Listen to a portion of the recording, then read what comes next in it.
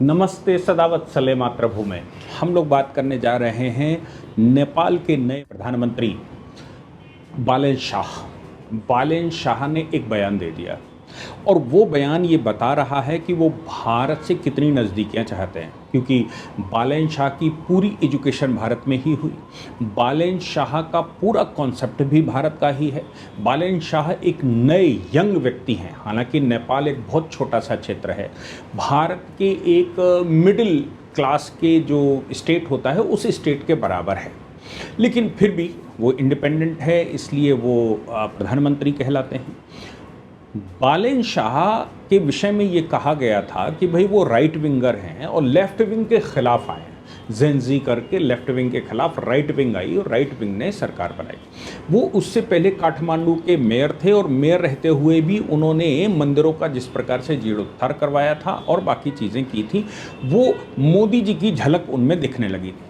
प्रधानमंत्री बनने के बाद भी उनके जो बयान आए, उन बयानों ने भारत की तरफ इशारा किया, लेकिन चूंकि वहाँ लेफ्ट की राजनीति भी है और इससे पहले लेफ्ट की ही राजनीति थी राजा के बाद, तो फिर कुछ ऐसी बात भी उनको कहनी पड़ती है जब वो कहते हैं कि हम आंख में आंख मिलाकर बात करेंगे, हम भारत का सहयोग चाहते हैं, भारत के साथ सहयोग करना चाहते हैं, लेकिन हम झुक कर बात नहीं करेंगे। हम छोटे देश हैं, फिर भी हम भारत का सम्मान करते हैं, भारत को भी हमारा सम्मान करना पड़ेगा। हम इक्वल स्टैंडिंग पर बात करेंगे। कोई नई बात नहीं है, ये भारत के प्रधानमंत्री भी पूरे विश्व में चाहे कितना ही किसी भी प्रकार का देश क्यों ना हो, उसके साथ इसी प्रकार की बात करते हैं कि हम आंख में आंख मिलाकर बात करेंगे और हमारी सॉवरेन हित हमारे साथ होने चाहिए।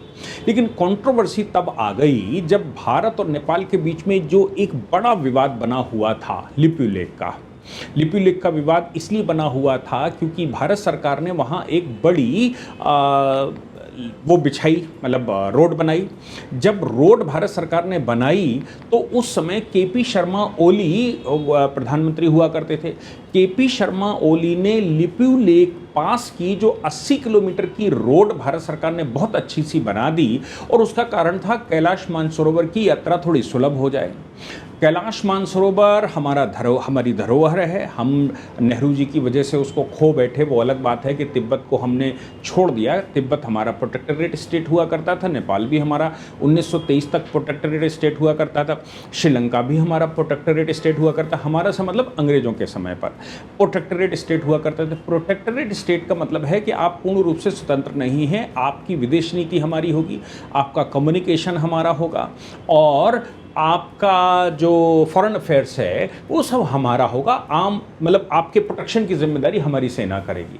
ये प्रोटेक्टरेट स्टेट होता था। इस प्रोटेक्टरेट स्टेट पर यानी कि तिब्बत पर जब कब्जा किया कम्युनिस्टों ने, तो नेहरू जी स्तब्ध खड़े रह गए और उन्होंने कोई विरोध नहीं किया। नतीजा निकला कि कैलाश मानसरोवर चाइना के कब्जे में चला गया, जबकि चुशूल की ट्रीटी के अनुसार वो भारत का हिस्सा है। अब भारत में कैलाश मानसरोवर के उधर तिब्बत और मतलब चाइना है और इधर हम हैं, ऐसा चुशूल की ट्रीटी में तय हुआ था। लेकिन नेहरू जी तो नेहरू जी हैं, वो विश्वविख्यात स्ट्रैटेजिकल करता थे, पूरे विश्व की राजनीति जानते थे और कहते थे कि इन पहाड़ों में क्या रखा है जहाँ घास का एक दाना नहीं उगता। हालांकि पार्लियामेंट में उनका उस समय महावीर त्यागी ने यह कह के विरोध किया था कि मेरे सर में भी दाना नहीं है तो क्या मेरा सर उतार देना चाहिए, ये बेकार है। ये इस तरह की बहसें होती रही, लेकिन नेहरू जी चूँकि प्रिवेल कर चुके थे आज़ादी के बाद, इसलिए वो ये सब कुछ मनमानी कर रहे थे। उनकी नज़र में इनका कोई स्ट्रैटेजिकल महत्व तो नहीं था, पर आज तो है। आज की सरकारों को लगता है कि अगर उस समय स्ट्रैटेजिकल महत्व समझ लिया होता तो हमारे बॉर्डर सिक्योर होते। खैर, वो लिपु लेक का जो मार्ग है जिसको हम कह रहे हैं 80 किलोमीटर का स्ट्रैटेजिक रोड बनाया भारत सरकार ने मई 2020 में, वो रोड बन रहा था तब कोई समस्या नहीं थी। वो रोड जमीन एक्वायर की गई, कोई समस्या नहीं थी। वहाँ से रोड बनकर तैयार हो गया, कोई समस्या नहीं है। लेकिन जब उसको इनॉग्रेट किया गया कि भाई धारचूला से लिपु लेक तक का हम ये इनॉग्रेट कर रहे हैं, इसको चालू कर रहे हैं, तब नेपाल की सरकार को समस्या हो गई। और केपी शर्मा ओली ने क्या किया कि जून 2000, ये मई की बात है, जून 2020 में ही वो चारों ओर से घिरे हुए थे। चारों ओर से घिरे हुए से मतलब केपी शर्मा ओली बहुत बुरे फंसे हुए थे। केपी शर्मा ओली को लगा कि दिमाग लोगों का माइंड डाइवर्ट करने के लिए उन्होंने संसद में एक नक्शा बदलने का प्रस्ताव रख दिया। उस नक्शा बदलने के प्रस्ताव की को में उन्होंने ये दिखा दिया कि लिपुयांधुरा, लिपुलेख और काला पानी सब नेपाल का हिस्सा है। अगर नक्शा बदलने की जरूरत पड़ी तो इसका मतलब ये है कि पहले से वो हिस्सा नहीं था। अब ये क्लेम कर रहे हैं केवल विवाद पैदा करने के लिए। चीन की शह पर ऐसा लोग कहते हैं कि विवाद पैदा करने के लिए केपी शर्मा ओली ने ये कह दिया। अब किसी भी देश में अगर वो क्लेम करता है ऐतिहासिक, पौराणिक या कोई और कारण बताकर कि तब हमारे पास था, अब हमारे पास था, तो ऐसी परिस्थिति में याद रखने की बात है कि जनता का सेंटिमेंट ऑटोमेटिकली साथ में आ जाता है। जनता का सेंटिमेंट साथ में आ जाता है तो किसी भी सरकार के लिए ये सॉल्व करना थोड़ा मुश्किल होता है। अब बालेन शाह जब सत्ता में बैठे तो उनके सामने भी संसद में लोगों ने यही सवाल रखा। उन्होंने कहा कि भाई ये हमारे नक्शे में है 2020 के, आज 6 वर्ष हो गए, हम वापस नहीं ले पाए हैं, आप क्या कर रहे हो। बालेन शाह ने एक स्टेटमेंट दे दिया। बालेन शाह ने कहा कि देखो हम भारत और भारत के साथ बैठकर बात करेंगे, और चूंकि लिपुलेख 3 हिस्से लगते हैं, तिब्बत का एक कॉर्नर लगता है, एक नेपाल का लगता है और एक भारत का लगता है। चूंकि लिपुलेख ट्राई एंगल है, इसलिए हम तीनों पार्टियों से बात करेंगे, हम तीनों बैठकर बात करेंगे और इसको सॉल्व करेंगे निश्चित तौर से। हमने ब्रिटेन को भी कहा है कि आप भी आइए, क्योंकि उस समय ब्रिटेन का कब्जा हुआ करता था और ट्रीटी जो सगौली की ट्रीटी है 1923 की, जहां पर ये तय हुआ था वो ब्रिटेन ने किया था। तो उन्होंने कहा हम ब्रिटेन सरकार से भी बात करेंगे, उनसे डॉक्यूमेंट्स पुराने निकालेंगे और वो ट्रीटियों के पार्ट निकालेंगे ताकि वो चीज़ें क्लियर हो सकें, और क्लियर होने के बाद हम इसको सॉल्व कर सकें। फिर उन्होंने जब लोगों ने चिल्लाया कि भाई हम क्यों ब्रिटेन से बात करेंगे, हम क्यों चाइना से बात करेंगे, हम क्यों भारत से बात करेंगे, आप अपनी सेनाएं ले जाइए और कब्जा कर लीजिए, ऐसा कहा।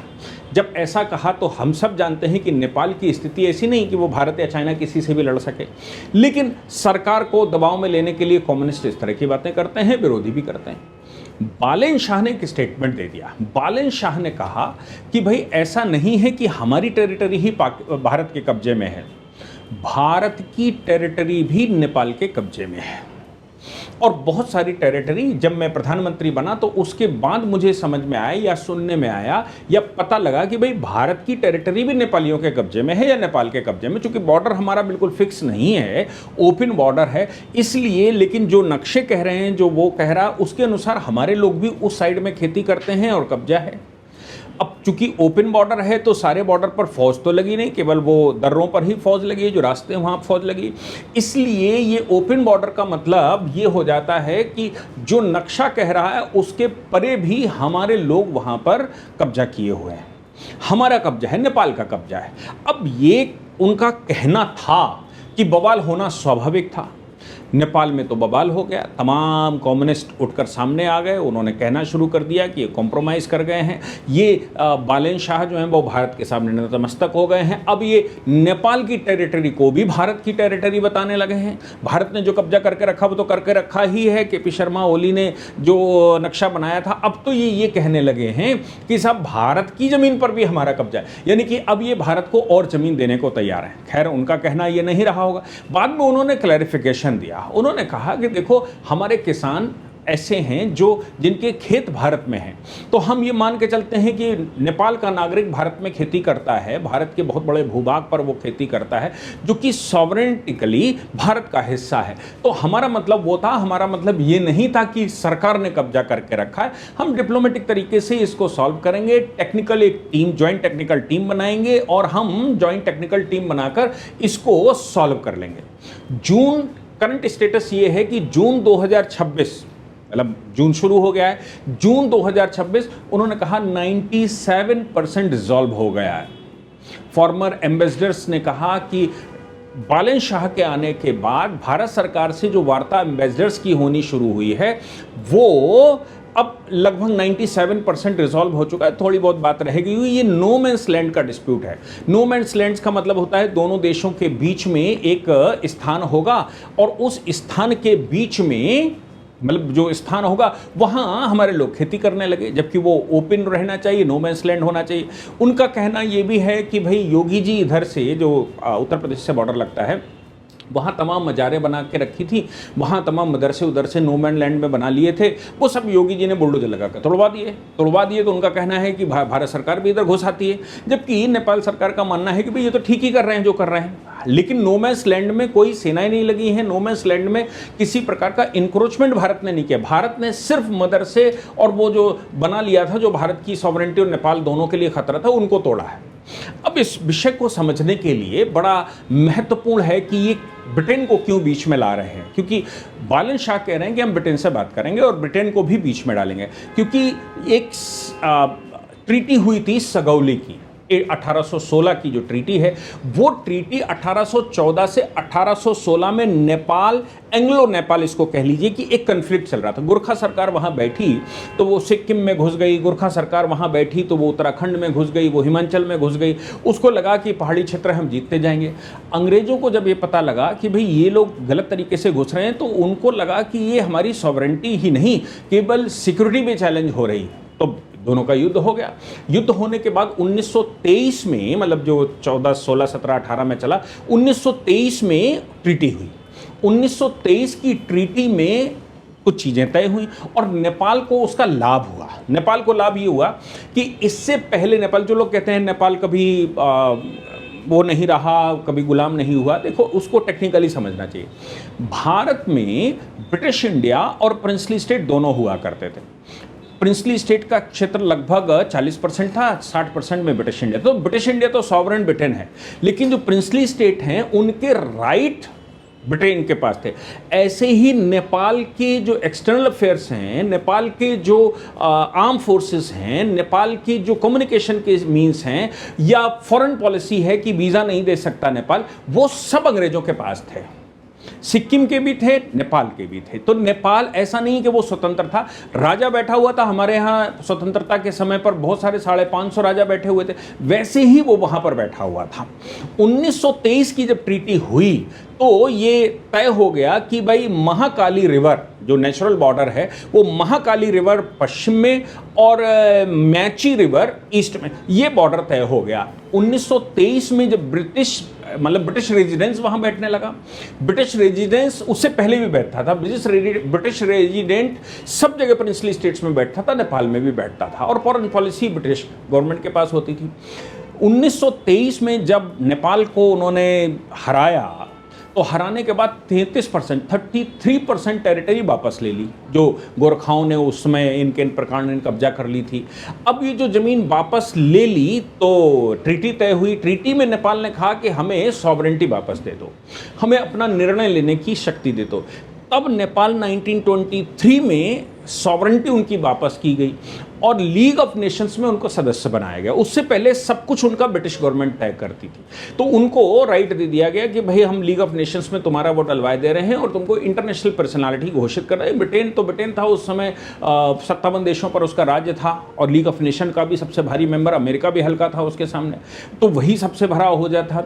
राजा गुरु गजराज मिश्रा जो नेपाल के थे और इधर से कुछ लेफ्टिनेंट कर्नल, इनने ट्रीटी करी और ट्रीटी में नेपाल को कुछ अधिकार दे दिए।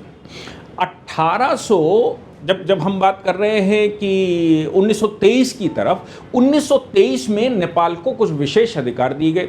उससे पहले 1857 की क्रांति जब भारत में हुई तो नेपाल ब्रिटिश गवर्नमेंट के साथ खड़ा हुआ था, क्योंकि उसकी 1816 से 18 में जो लड़ाई हुई थी उसमें यही तय हुआ था कि तुम हमारा साथ दोगे। तो चूंकि उत्तर प्रदेश उसका मुख्य, 1857 की जो क्रांति थी उसका मुख्य केंद्र उत्तर प्रदेश होता था, उत्तर प्रदेश नेपाल से लगा हुआ था। नेपाल ने ब्रिटिश गवर्नमेंट का साथ दिया। ब्रिटिश गवर्नमेंट का जब साथ दिया तो 1860 में उन्होंने और स्वायत्तता दे दी। नेपाल ब्रिटिश गवर्नमेंट के चिपक गया कि भाई हम तुम भाई भाई हैं, और ये सब मतलब हिंदुओं के खिलाफ ही, हिंदुस्तान के खिलाफ ही नेपाल उनके साथ खड़ा हो गया। तो 1923 में जाकर उन्होंने उनको स्वायत्तता टाइप की दे दी और कहा कि भाई हम तुमको ये दे रहे हैं। बाद में आज़ादी के समय नेहरू जी से ऐसा लोग कहते हैं कि नेपाल के राजा ने कहा कि उसको भारत बना लो, कहाँ हम चक्कर में पड़े रहेंगे। लेकिन नेहरू जी ने कहा नहीं नहीं, तुम इंडिपेंडेंट ही रहोगे, तुम स्वतंत्रता तुम्हें अंग्रेज 1923 में दे गया तो हम कैसे ले सकते हैं। जब 1923 आज से 25 साल 26 साल पहले स्वतंत्रता वो दे गए तो हम नहीं ले सकते, वो अंग्रेजों की उनकी भी पॉलिसी कुछ रही होगी, इसी की वजह से तुम्हें स्वतंत्रता दी नहीं, वो कब्जा कर लेते हैं। प्रोटेक्टोरेट स्टेट से आपको आर्म फोर्सेस रखने की पावर दे दी गई, तो फिर इसका मतलब है कि उनकी पॉलिसी ठीक रही हुई। मेरे पास तो इतना दिमाग नहीं है जो हम सोच सकें कि नेपाल अंदर आ जाएगा। अब नेहरू जी ने मना कर दिया। तब 1950 में इंडो नेपाल की एक नई ट्रीटी हुई, पीस ट्रीटी और फ्रेंडशिप ट्रीटी उसको कहते हैं। और यहीं पर काला पानी इशू, जो मॉडर्न बाउंड्री का डिस्प्यूट है, काला पानी इशू तब से अभी तक चला आ रहा है। अब 1816 का मैप है, उसमें तो वो भारत में है, 1923 में भी वो भारत में है। इधर इन्होंने जो मैप चेंज किया केपी शर्मा ओली ने, उस मैप ने नई समस्याएं खड़ी कर दी। और वो ऐसा कहते हैं कि वो उनका उद्देश्य ध्यान भटकाना था, कि वो किसी तरह से ध्यान भटकाना चाहते थे। अब 1923 की जो ट्रीटी है, वो ट्रीटी अपने आप में रिकॉग्नाइजेशन की बात करती है, हिस्टोरिकल माइलस्टोन की बात करती है, इंटरनल एक्सटर्नल इंडिपेंडेंस की बात करती है, ब्रिटिश इन्वॉय ग्लोबल रीच की बात करती है, और मिलिट्री ऑटोनॉमी देती है 1923। उससे पहले मिलिट्री ऑटोनॉमी नेपाल के पास नहीं है, वो गुलाम देश ही है। अब बाद में इक्वल स्टेटस, पासपोर्ट देने की अनुमति 1923 में पहली बार में, यानी कि नेपाल को इतना भी अधिकार नहीं था कि वो किसी विदेशी व्यक्ति को जो नेपाल घूमना चाहता है उसको वो पासपोर्ट दे सके, क्योंकि सॉवरेंटी उनकी इनके पास है, प्रिंग बैठा है। तो इसको कहते हैं शेयरिंग सॉवरेंटी।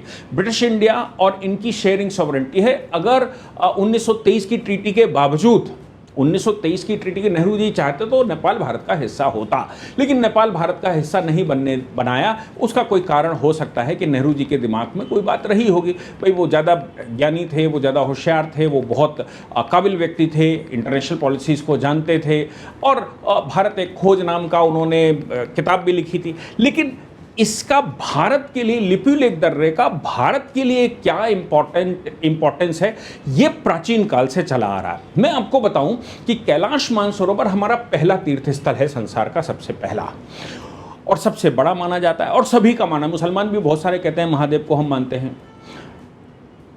जो महादेव का कैलाश मानसरोवर है, उसका सीधा लिंक उज्जैन के साथ है। उज्जैन विश्व का, दुनिया का सेंट्रल पॉइंट माना जाता है, और उज्जैन की जो रेखा है वो 20,000 किलोमीटर, उज्जैन इधर आता है, 20,000 साल में इधर आता है थोड़ा, 20,000 साल वापस जाता है, 20,000 फिर उधर जाता है। मैक्सिको में वो लाइन रोज के हिसाब से बदलती है। तो जो उज्जैन की स्थिति है वो अपने आप में है। और महाकाल, उज्जैन को हम महाकाल के रूप में जानते ही हैं। महाकाल से महादेव का दर्शन, महादेव नदी भी है नेपाल में, जो इस समय बॉर्डर डिस्प्यूट में है। तो हमारे यहाँ का महत्व ये है कि नेपाल, मतलब उज्जैन से यात्रा, जो संसार की सबसे पहली तीर्थ यात्रा, और मैं कहता हूँ संसार का सबसे पहला हाईवे अगर कोई बना होगा तो वो उज्जैन से और कैलाश मानसरोवर का बना हुआ। उसका रास्ता ये होता था कि उज्जैन से शिवपुरी, शिवपुरी से ग्वालियर, ग्वालियर से पांचाल, पांचाल मतलब आज का फर्रुखाबाद, और पांचाल से लिपुलेख, और लिपुलेख से तिब्बत के अंदर घुसते हुए वो सीधा कैलाश मानसरोवर जाता था। ये हमारी सबसे बड़ी पौराणिक यात्राओं में से एक है। और इसीलिए ये जो फर्रुखाबाद का क्षेत्र है, जिसको अपराकाशी भी कुछ लोग कहते थे पहले, कि अपराकाशी उसका नाम हुआ करता था, कभी उसका नाम पांचाल हुआ करता था, उस क्षेत्र को सबसे पहले स्वर्गद्वारी कहा जाता था। स्वर्गद्वारी कहने का कारण ये था कि जब भागीरथी गंगा जी को लेकर आए थे, तब ऐसा पुरानी कथाएं कह रही हैं कि भागीरथी जब गंगा जी को लेकर आए थे तो भागीरथ ने यहाँ तपस्या की थी। इस स्थान पर तपस्या करने की वजह से ये कहा जाता था कि ये स्वर्ग का द्वार है, यानी कि ये जो यात्रा कैलाश मानसरोवर की शुरू होती है उसका द्वार है ये। इसीलिए इसको बाद में अपराकाशी, स्पिरिचुअल हब, यहाँ यूनिवर्सिटियाँ होती थी, धौम ऋषि के आश्रम हुआ करते थे। और ये पांचाल क्षेत्र, जहाँ आप अम्बा, अम्बे, अम्बालके वाला पौराणिक और वैदिक मंत्र पढ़ते हैं, उसमें कंपिलवासिनी देवी, कंपिल उसकी राजधानी हुआ करती थी। कंपिलवासिनी देवी जहाँ दृश्यदुम्न पैदा हुआ था, जहाँ पांचाली पैदा हुई थी, दृश्यदुम्न पांडवों की तरफ से पूरे समय तक सेनापति रहा था, पूरा जितवा कर। और जहाँ द्रोणाचार्य पैदा हुए थे, द्रोणाचार्य यहाँ से शिफ्ट हुए, जहाँ कृपाचार्य पैदा हुए थे यहाँ से शिफ्ट हुए, और बड़े बड़े संतों के नाम आपको वहां मिलते हैं। वेदों की रचना उस स्थान पर हुई, बाद में उसका नाम मुसलमानों ने फर्रुखाबाद रख दिया, वो अलग बात है। लेकिन मौर्य काल में भी, गुप्त काल में भी, शंकराचार्य, आदि शंकराचार्य को हम सब जानते हैं, आदि शंकराचार्य ने भी वही रूट पकड़ा था अपनी तपस्या के लिए। उन्होंने लिपुलेख में तपस्या की थी, वहां पर जो क्षेत्र है, और उन्होंने उज्जैन से यात्रा करते हुए वहां तक गए थे। मॉडर्न समय पर भी इंफ्रास्ट्रक्चर की जरूरत है, और भारत में आज भी लोग भगवान व्यास को हम सब मानते हैं, जिन्होंने महाभारत लिखी है, जिन्होंने और ग्रंथ लिखे। भगवान व्यास की जो व्यास वैली है वो भी वहीं पर है, वहाँ पर उन्होंने तपस्या की थी। वो स्थान इसलिए जाना जाता है। यहाँ लिपुलेख का एक पास है जो जमीन सागर से 17,000 साढ़े 17,000 फीट की ऊंचाई पर, ये उन दो दर्रों को जोड़ता है, यानी कि भारतीय क्षेत्र को नेपाल के क्षेत्र से तिब्बत के क्षेत्र से जोड़ता है और वही मार्ग वहां जाता है। इसीलिए सन 2020 में वो मार्ग खोलकर एक हाईवे बना दिया गया ताकि पुरानी वैदिक यात्रा वहां से शुरू हो। अब ये जो काली नदी की बात आती है या व्यास की गुफा की बात आती है, इनकी स्ट्रेटेजिकल वैल्यू है।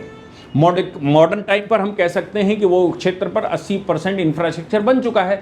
लेकिन भारत में अगर महादेव को आप मानते हैं, क्योंकि राम और कृष्ण सभी महादेव को ही मानते हैं, तो महादेव सबसे पुराने माने सबसे मतलब आदि भगवान माने जाते हैं। तो महादेव वहां पर बैठे हैं और उसकी यात्रा यहां से शुरू होती है। इसलिए यह पूरा स्थान भारत के लिए स्ट्रैटेजिकली बहुत महत्वपूर्ण है और ये आज नहीं, पौराणिक नहीं, वैदिक काल का ये तीर्थ स्थल है और हाईवे है।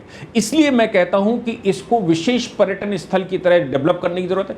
फिर क्या होता है कि वहीं से मतलब कैलाश मानसरोवर से यात्रा जब वापस चलती है तो वो सिक्किम जाती है, सिक्किम से फिर वो नीचे गंगा सागर जाती है। गंगा सागर में आपको भगवान कपिल का आश्रम मिल जाएगा। भगवान कपिल का जन्म काम्पिल उनके ही नाम से रखा गया, जो स्वर्गद्वारी कहा जाता था, जो कपिल ने गाय पकड़ ली थी और गाय छुपा ली थी और फिर पूरे अयोध्या के राजा का वो हो गया, वो सारी घटना कपिल की है। तो ये मार्ग जो है, जिसको हम शिवपुरी कह लें, जिसको हम ग्वालियर कह लें, जिसको हम उज्जैन कह लें, जिसको हम स्वर्गद्वारी आज का फर्रुखाबाद कह लें, और आगे लिपुलेख और लिपुलेख से तिब्बत, और तिब्बत के अंदर वहाँ महादेव के दर्शन, यानी कि जो वो है कैलाश मानसरोवर। कैलाश मानसरोवर ऋषि मुनियों को ये अंदाजा था कि कैलाश मानसरोवर 66 डिग्री पर है।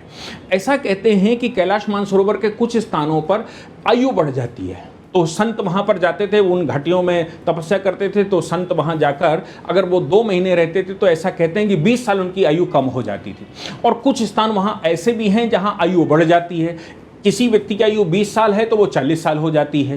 तो ऐसे स्थानों की पहचान उस समय कैलाश मानसरोवर पर होती थी। इसीलिए ऋषियों की जो आयु है, आप कहते हैं कि वो 400 साल कैसे जिए, वो 500 साल कैसे जिए, ये सब दंत कथाएं हैं, ये आप सर्च करके देख लीजिए। ये सारा कमाल जो है वो महादेव के स्थान का है, यानी कि ये सारा कैलाश मानसरोवर का है। और इसीलिए ज़्यादातर संत ये रूट पकड़ते हुए वहाँ लिपुलेख या व्यास गुफा या वहाँ और उसके आगे तक अपना वो करते थे ताकि वो नजदीक रहते थे। और वो वहां से लेकर और स्वर्गद्वारी तक, स्वर्गद्वारी मतलब आज का फर्रुखाबाद, यहां तक संतों की कुटियां होती थी। ये भारत का सबसे बड़ा तीर्थाटन होता था।